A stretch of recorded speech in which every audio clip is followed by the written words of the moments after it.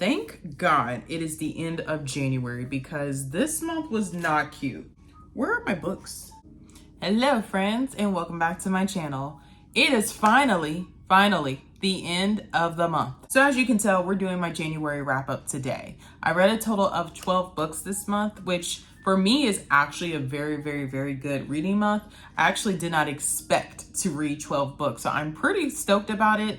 Though I will say this month probably was an abnormally good month, mainly because as you guys saw in previous videos, I was snowed in. And then I was also sick. So I spent a lot of time indoors doing like long periods of sitting and just kind of rotting, if you will, as you guys saw. So in those spaces, I did get a lot of reading done, more than I typically would in a weekend. So I think that contributed to it as well. And then in the latter half of January, just in full transparency, I did have a bit of a rough month. In fact, let me not even say a bit, because I don't really want to water down, but I also don't really want to disclose. But it just kind of really hit, things just took a turn in a very bad way for me towards the end of January. Actually, literally like in the middle of January, so 2 weeks ago. And it's just been kind of hard to get my footing back with a lot of things. And with that, it has actually been to my benefit that I've had a lot of books to read, or have been reading a lot of books, or just having the space to read more than I normally would, because reading has truly been a very grounding exercise for me as I kind of navigate life past what has transpired in my life 2 weeks ago. And so with that, you know, books have just been really crucial to my well-being these past 2 weeks. So I think all these things contributed to me reading 12 books this month. Now, again, everyone's numbers are different. I don't want to say like my stats in a way that is like boastful or anything like that, because everyone's reading stats will look different and it should never be a comparison. It's just honestly just for information, because by the time we go through the months, you know, you guys are probably going to look back at these videos. I'm going to look back at these videos and kind of see like, oh, this is what transpired in January and so forth. So it's really not a comparison thing. It's just for information's sake. Like, this is just information about my January reading. But I also want to explain that I think for me personally, the reason why I had such a record reading month is because I have more time on my hands to read.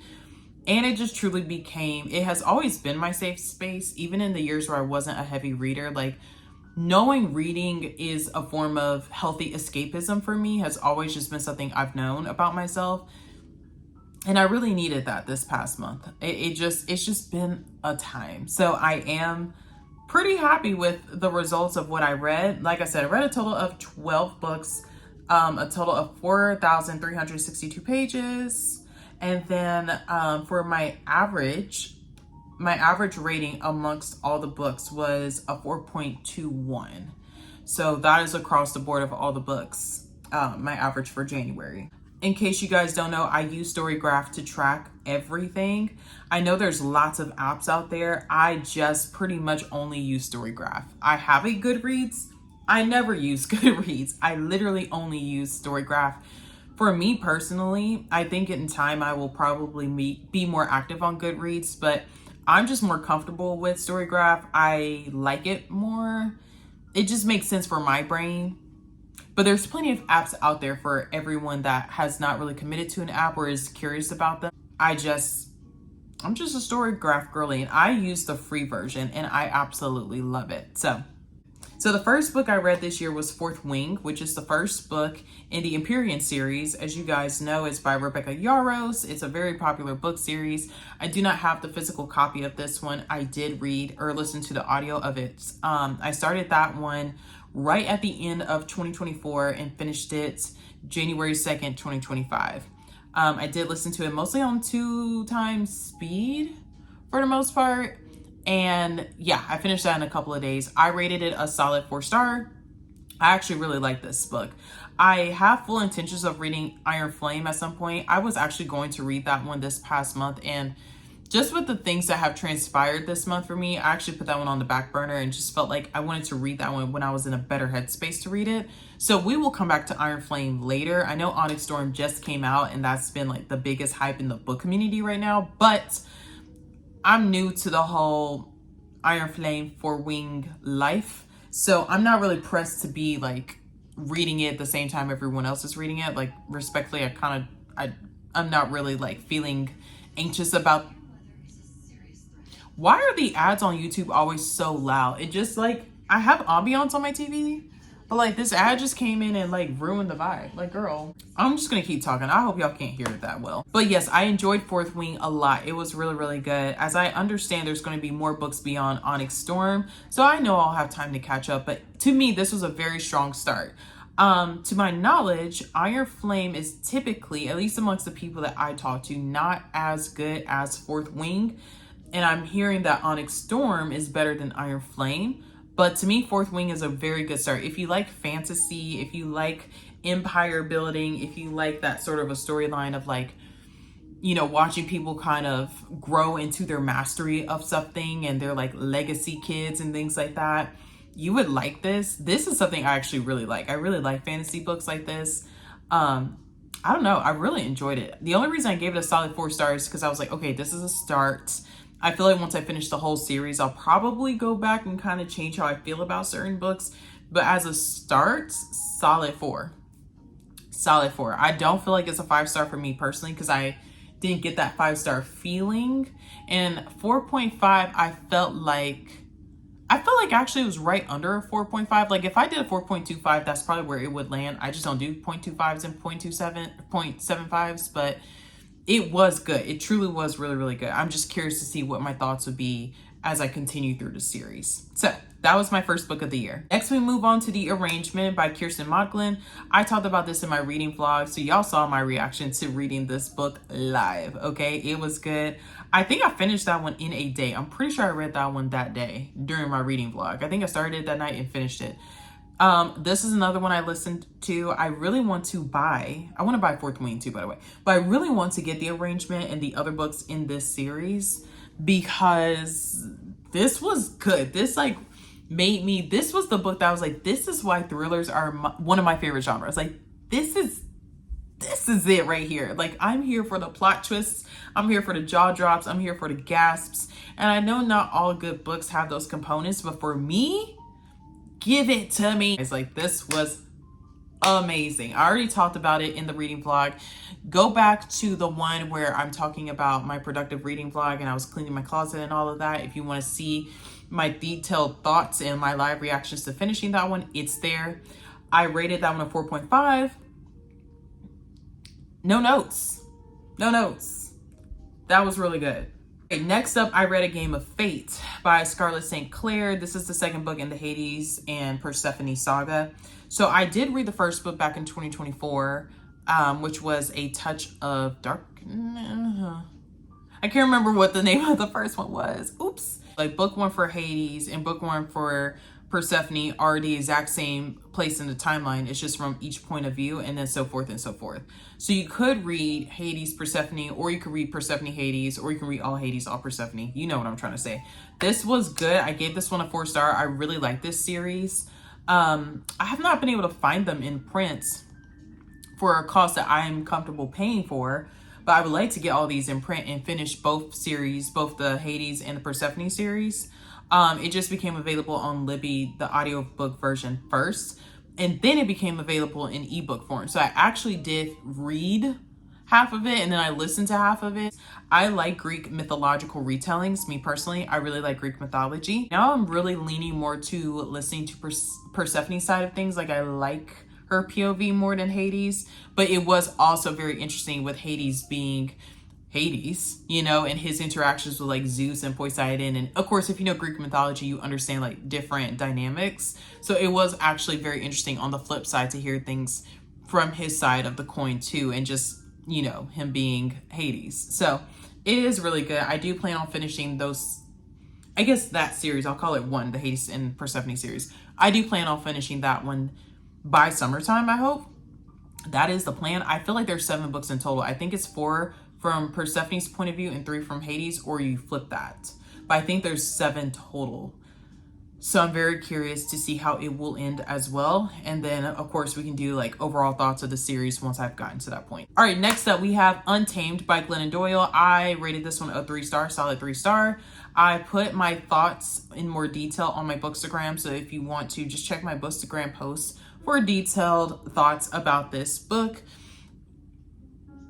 I'm not going to rehash my thoughts about this book here. I read it 3 stars and I feel like that was being generous. Moving on. I read after that was The Last Drop of Hemlock, which is the second book in the Nightingale Mysteries series. It's 3 of them total. I need to figure out how to get my hands on the third one because I can't get it on Libby right now. So I'm trying to see where I can buy that one, and I need to go back and look and try to find that one so that series can be done. One of my book goals this year is to finish series because I actually don't like leaving series half done. Like, I like to finish a series. Like, I'm trying to get it done, you know? But neither here nor there. The first one was really good. I actually like the first one more. The first one was The Last Call at the Nightingale. That one I liked more than this middle one. This middle one was a little boring to me. It's just a straight mystery. You know, it's a whodunit. It's a whodunit, okay? Like, it's straightforward. It's not, you know, very up and down like a thriller, but it was good. I like the setting. I like the jazz aesthetic, the New York underground jazz club aesthetic of these books. I like it. But it was just not as good as the first one. So I'm curious to see how the third one will hold up. So that's why I rated it a 3.5. It's really no harm, no foul. I'm just curious to see if that third one is going to pull through and be as good as the first one. So that's that. Next, we have The Midnight Library. This one I finished on the 10th of January. This one I read in a day. This one I read during being snowed in. So this one you guys probably saw if you watch my reading vlog from when I was snowed in part 1. This one I rated a 4.5 stars.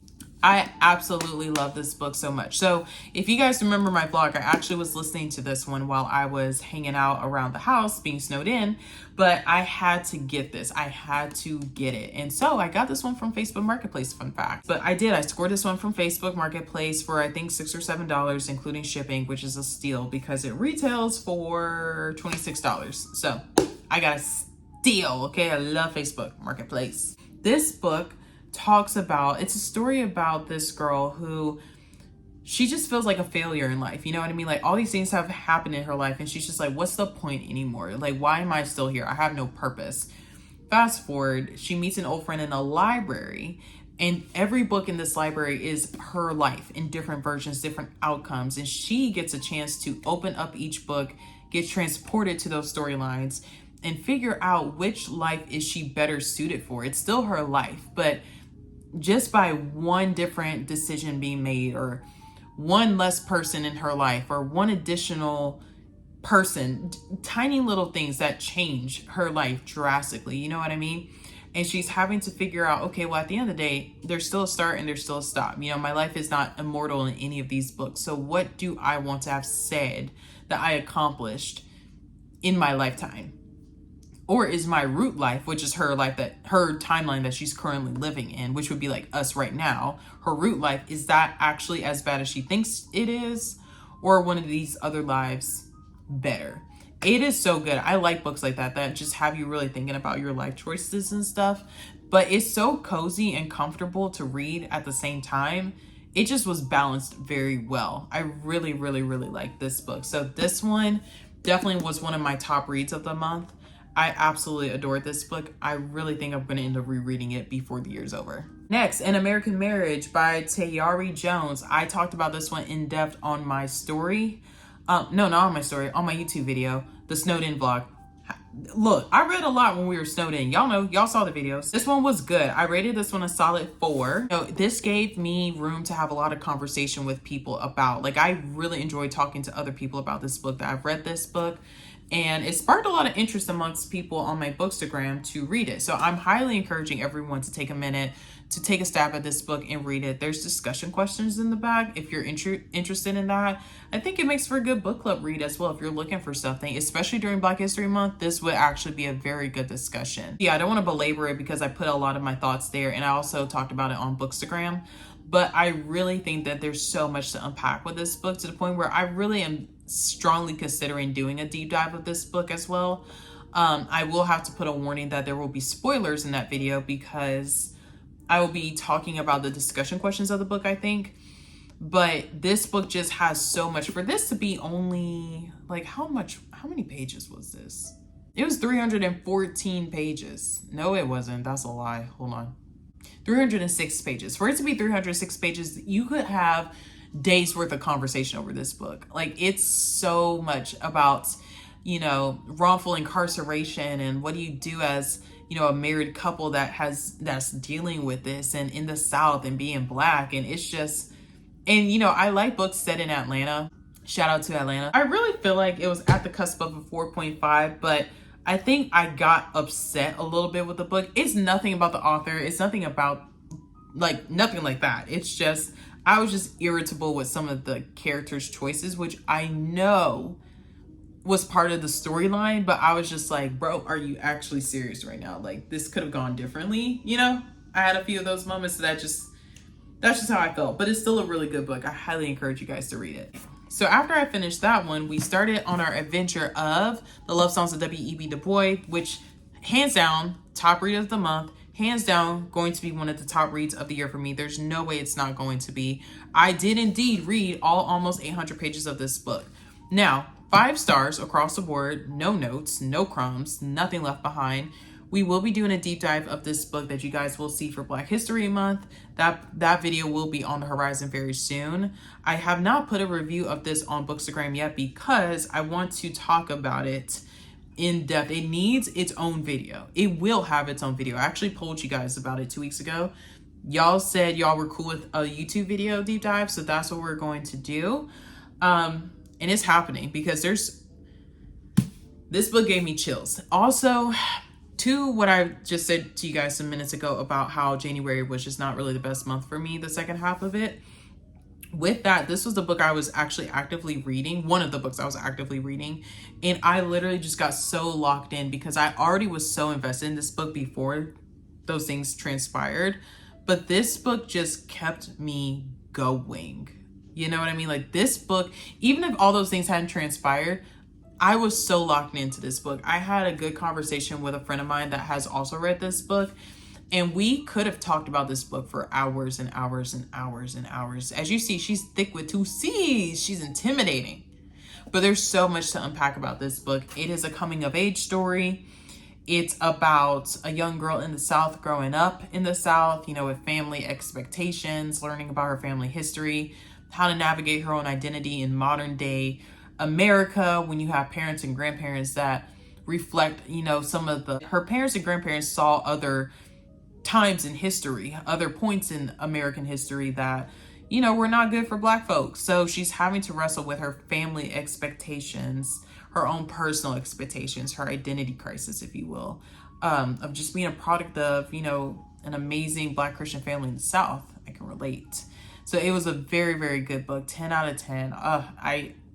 I want to annotate this book so bad, but I'm actually waiting until after I've done the deep dive and after I've let a friend of mine borrow this book, and then I'm going to annotate the crap out of this because there are so many gems in here. It's got so many good quotes. I have nothing else to say. Like, I have too much to say. That's why I'm halting myself, because we are doing a deep dive of this book, so I'm going to reel it in, but I need you to understand this book. It gave me the same feeling of The House of Eve and The Yellow Wife. Y'all know how I kept talking about those books last year, and how I told you guys that, like, there's just, like, it gets to a point where, like, I'm left speechless because there's nothing else I can, like, say to, like, encapsulate my feelings about it. That's what The Love Songs of W.E.B. DuBois did for me. Like, there's no word in the English dictionary to sum up how I feel about this book. Like, I feel like you have to put this book in the coffin with me when I die. Like, put it right here with The Yellow Wife and House of Eve. But we locked in. Next, after that, we read Between the World and Me. My goal was to finish this book before Black History Month so we can talk about it during Black History Month, as well as my hold for the audiobook became available on Libby. 4-hour read, very easy. 4.5 stars from me. It is a letter from a Black man to his young Black son, and I think it's a very powerful read. I think it's a very necessary read. I think Black fathers really should be buying this book to read. Black parents really should be reading this book in general. I read this. Well, actually, it took me a few days to read it, but it was more so because I really wanted to stop and annotate the book. But then I was just like, no, let me finish it and I can annotate it later. I was like on the fence as I was listening. I was like, dang, there's some gems up in here, but I can just go back and annotate it later.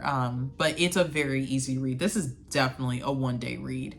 But I want to talk about it. I have read it before Black History Month, so that's why I read it. But yeah, this is so good. I like what Toni Morrison says on the back with this book specifically. It says, I'm not going to read the whole thing, but this one sentence did it for me. I've been wondering who might fill the intellectual void that plagued me after James Baldwin died.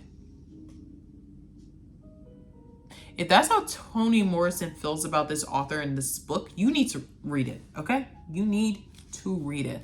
But you will see this book soon. We will deep dive that book as well. So we will be talking more about that. Right, after that, in the latter part of January, as we were wrapping up the month, I read some more books, and I read The Lost Bookshop amongst them by E.B. Woods. So I actually read and listened to this at the same time, which was awesome. This is a 4-star from me. I will say, this is me about to be slightly nitpicky, so just kind of bear with me. I was a little confused at first. Not gonna lie, I was a little confused. I like to walk into a book as blind as possible. Like, I don't really like to know too much about a book if I can help it.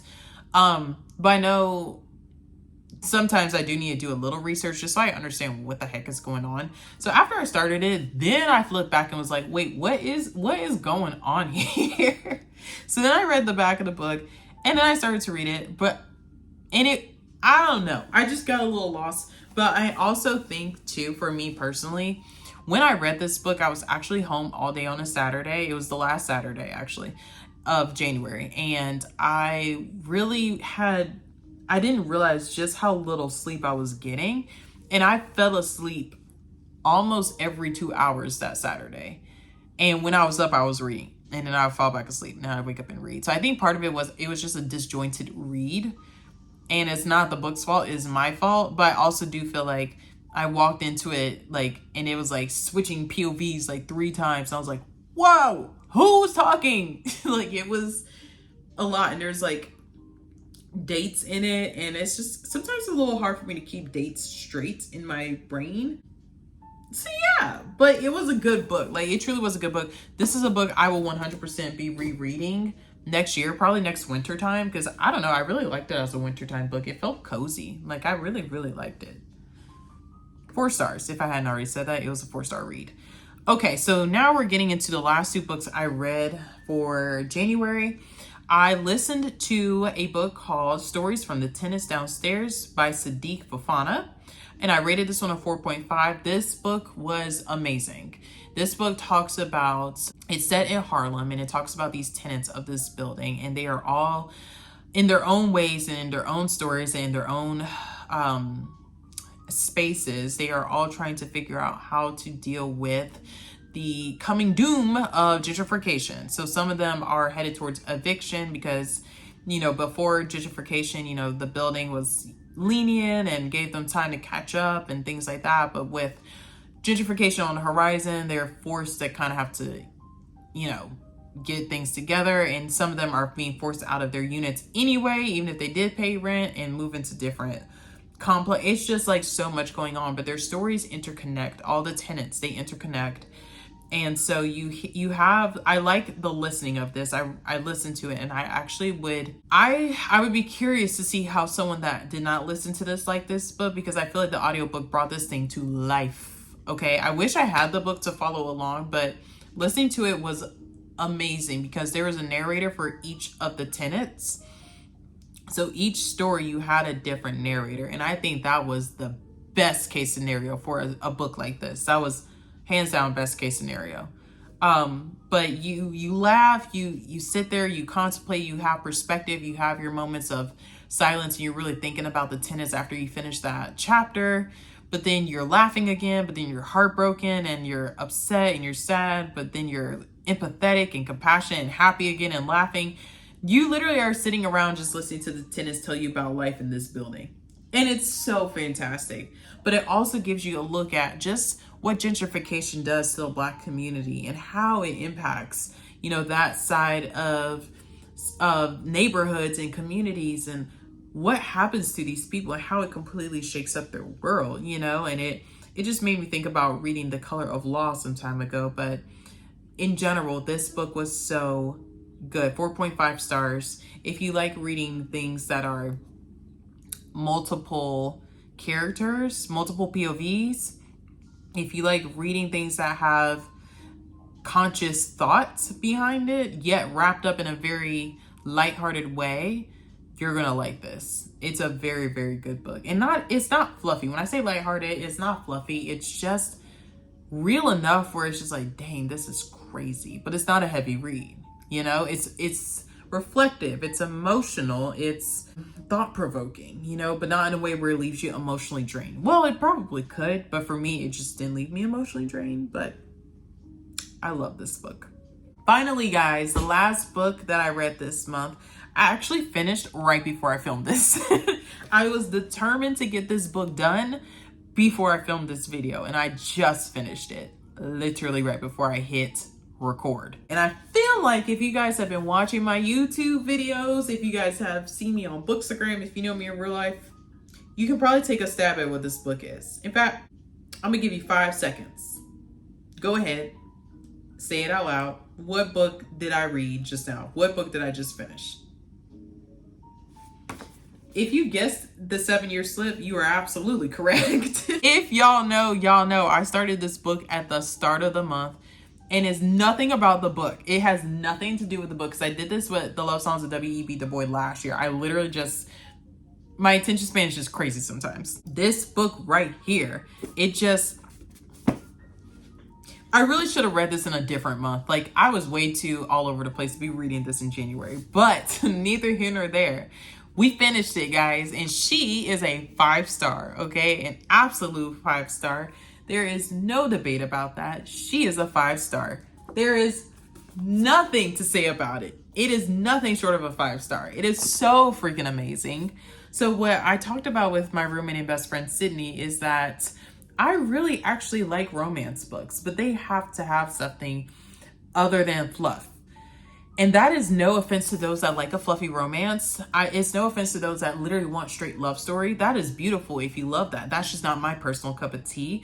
If I'm going to read a love story, I need something more than after page 49, all of a sudden you know you in love with this man. Because no, you're not. Be for real. This book was everything, every freaking thing. It's so clever. I really like time traveling elements. I like magic elements. I like realism, bendy type of things.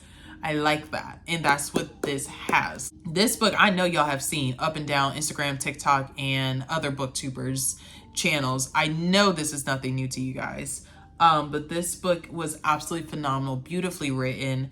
And it just really pulled on my heartstrings personally, because I love books that talk about love in different formats, like more than just your romantic love, your familial love, your friendship love, your love of self, and redefining what that looks like for you. Like, I love when love is presented in multiple ways in a book. I love that. How many times can I say love? Wow. But truly, this book was amazing. It was so sweet. It was so cute. But it really pulled on my heartstrings because the main character is wrestling. This isn't a spoiler because this is literally like the whole point of the book. The main character really struggles with life after losing someone very important to her, and what that looks like for her and her own identity and her own motivation and just all these things in her life. Like, she's really having to sit there and reset hard and figure out who she is and was she really herself to start with, you know, before this person even passed away. And I can relate to that. Like, when my grandfather passed away 7 years ago, to backtrack, my grandfather was pretty much my best friend. You know, in my head, like, he was my hero. And I have, like, there are people in my life that I look at with so much respect and so much reverence that I really just love. But it was something about my grandfather specifically. Like, I get what she was saying in this book when she described her relationship with her aunt. That was me with my grandfather. Like, I just felt like he got me in a way no one else could. And he didn't try. You know, it just simply was. Like, it was just an unspoken understanding that I felt like he truly understood me and advocated for me. Not to say others did not, but it just simply was different with him. And so I get it, you know, when she was talking about, like, just that emptiness and that void and that confusion and that sadness and, you know, the inability to really sit with it. that was something for me that I too struggle with. And I think anyone that has ever grieved the loss of a loved one that you're very close to, you will relate and you will understand. And so I think for me, it just kind of really pulled me into the book to like really understand and relate and empathize with her.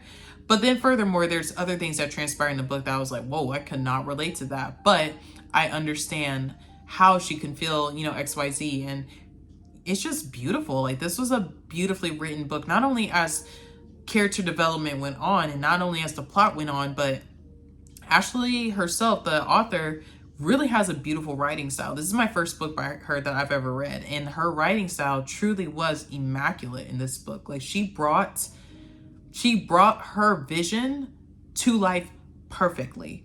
I see exactly the story she gave me. I understand, and it just was beautifully written. I think the pace was really good. I think bouncing back between present and past was very well balanced, because sometimes it can be a little hazy to do one of those past to present things, you know? But this book was absolutely just... January book-wise ended on an amazing note. I couldn't imagine ending such a crazy, for lack of nicer word, month for me than with a book like this. Like, I'm so happy this was my last book of January. But yes, everyone, that is what I read this month. I am so happy with my reads. I'm so happy I had pretty much right above a 4-star rating average month of reading. That's really, really good, actually. But yeah, I think that is it. I'm so excited to do this again by the end of February and see where we're at with February's reading. I'm very curious to hear what you guys read this month. If you want, comment your top reads. If you want, comment what you read this month. Comment your favorite books, your least favorite. Do whatever you feel. So yeah, friends, I hope you guys have had a good January. I hope this first month of the year was good to you. And if it wasn't, let's take a deep breath in and out. Let's inhale, exhale, and let's welcome in February with a renewed mind, body, and spirit, and we move forward. So yeah, friends, I hope you guys have a good one, and I will see you guys very soon.